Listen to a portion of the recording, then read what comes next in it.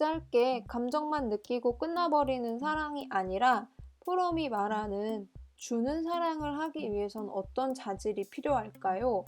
프롬은 4가지 요소를 제시합니다. 사랑의 능동적인 성격은 준다고 하는 요소 외에도 언제나 모든 사랑의 형태에 공통적인 어떤 기본적인 요소를 내포하고 있다는 사실에서도 분명해진다. 이러한 요소들은 첫째, 보호, 둘째, 책임, 셋째, 존경, 넷째, 지식이다. 자, 여기서 첫 번째 보호부터 살펴볼게요.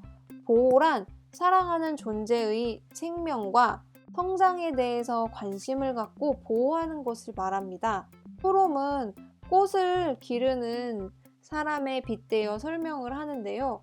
어떤 사람이 꽃을 사랑한다고 하면서 물을 주지 않아 꽃을 죽게 한다면 그 사람이 꽃을 사랑한다고 할 수 없겠죠. 사랑에는 상대방의 생명과 성장에 대한 강력한 보호의 정신이 깃들어야만 한다고 이야기합니다. 만약에 여러분이 꿈을 이루기 위해서 해야 하는 일이 있는데 연인은 자꾸 일하지 말고 놀자고 공부하지 말고 놀자고만 한다면 이 사람은 나의 꿈과 성장에 관심이 없는 거죠. 이런 사람은 나를 사랑하는 게 아닌 거예요.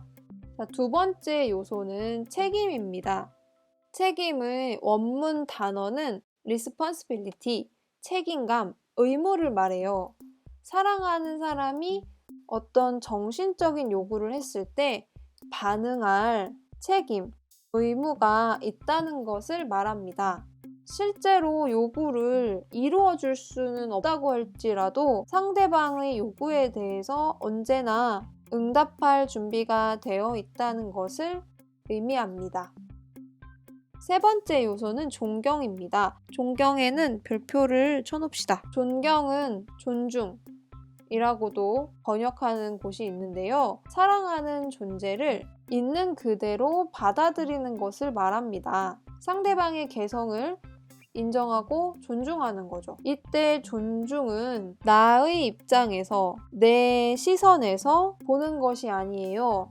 상대방이 자기 자신의 방식대로 성장하고 발전하기를 바라는 관심을 갖는 것을 의미합니다. 그래서 이 존경이 없다면 앞서 살펴봤던 책임은 쉽게 지배와 소유로 타락할 것이라고 합니다. 상대의 요구를 내 입장에서 판단하고 마음대로 하는 것은 소유욕이지 사랑이 아니라는 거예요. 나를 있는 그대로 존중하는 것이 아니라 옷을 이렇게 입어라, 그 친구들은 왜 만나냐, 이렇게 자신의 관점에서 이래라 저래라 하는 연인은 나를 사랑하는 게 아니라 지배하고 착취하는 것이라는 거죠. 마지막 요소인 지식은 사랑하는 존재에 대해서 잘 아는 것을 말합니다. 상대를 있는 그대로 존중하고 보호하고 책임을 지기 위해서는 상대에 대해서 잘 알고 있어야겠죠. 근데 이때 안다는 것은 주변에 머무르지 않고 핵심을 파고드는 이해라고 합니다. 주변에 머무르는 이해란 상대가 어느 학교,